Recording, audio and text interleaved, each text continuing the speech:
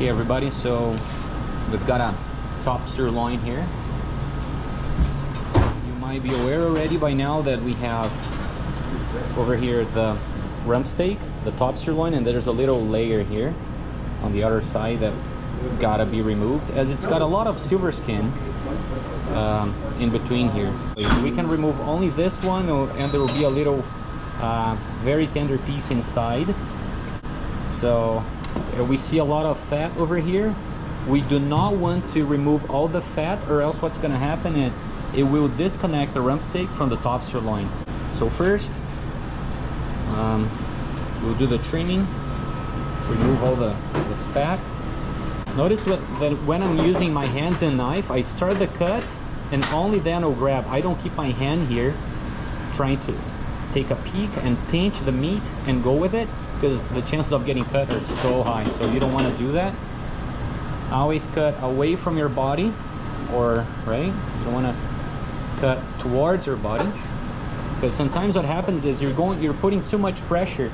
The next thing you know, the knife comes off really quick. If your hand's over here, you might hurt yourself. So always keep your hand above the level of the knife and your body away from it. There's some huge nerves running down here too.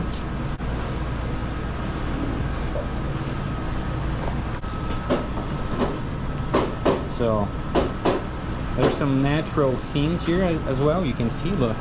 So if you just run, and you can actually hear the meat just ripping off as I just go barely into it. Okay? Or if you want, you can go with your fingers too. Sometimes you just gotta open it up and you allow you in.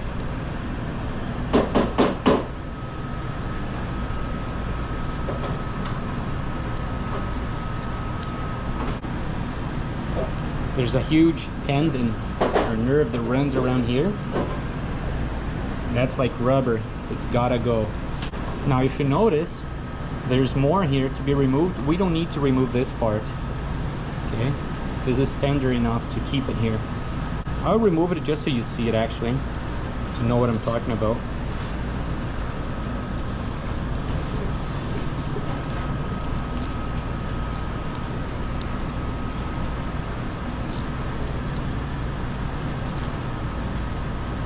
Now this part is tender, so this is the tender part. I could have left it here, wouldn't make much difference. And of course, because I removed it, I'm gonna do some trimming, but that'll show later. Let's say we're gonna do 3 slices. Okay, so with a longer sharpened knife, you go.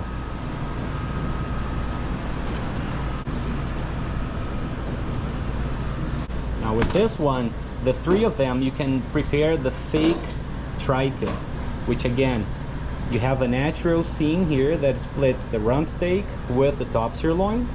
You're gonna enter and you're gonna cut right through here. So consider this width, you're gonna go halfway. So you enter there, cut over here so it bends open. This one here, you can see better. We're gonna go, it's gonna be something like this, looking from above. That's gonna bend over as the fake tri-tip.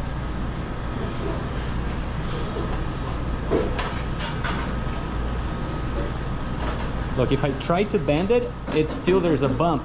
That means you gotta go a little more. Once it lays flat, that's where you stop cutting through. Okay, so let's do one more here.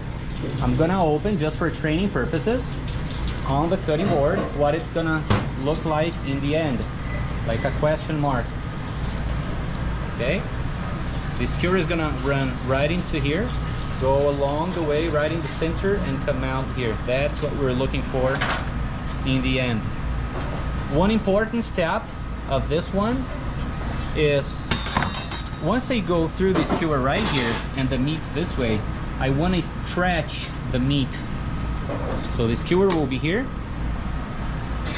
I want to stretch this part over the tip of the skewer towards that way, because I want it to be really stretched, and by stretching it, it's gonna really grab onto the skewer. That's what we're looking for. So I want to go right in the center of the width. Say this is 3 inches, I want to go 1.5. Okay, pierce it through completely. I like to put the handle of the skewer on my thigh, because then I have a way to secure it. I'll keep this hand right under the meat, and now that's the stretching part. I want to stretch over the tip of the skewer. Watch your hand so it doesn't poke through and cut your hand. When you're doing it, you're feeling it as you go, okay? So that's why this hand is like a safety hand. It helps out not allowing the meat to go through, and then you can poke yourself. So I feel the skewer here, then that's when I'm gonna bring it back, flip it back, and I'm pushing it into the skewer. And now my left hand is gonna gauge all the remaining meat to run right through its center. Okay.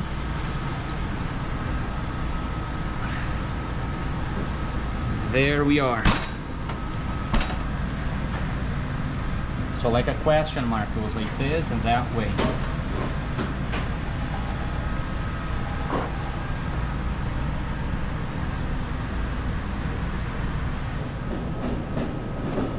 Okay, so what I did, I removed only the first layer, which was on the outer side of the muscle, on the non-fat side of it. And beneath it, we have this nice mini tenderloin looking like muscle. And I decided to remove it to actually show you. This, if you end up removing it, it's expected that you separate from this part, okay? And then you trim it.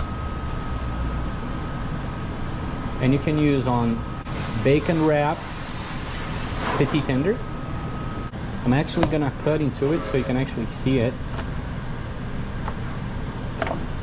Look, it's very lean inside. And this is not silver skin. What you're looking here, it's not silver skin. This will render as it gets grilled. Different from the silver skin on this one over here.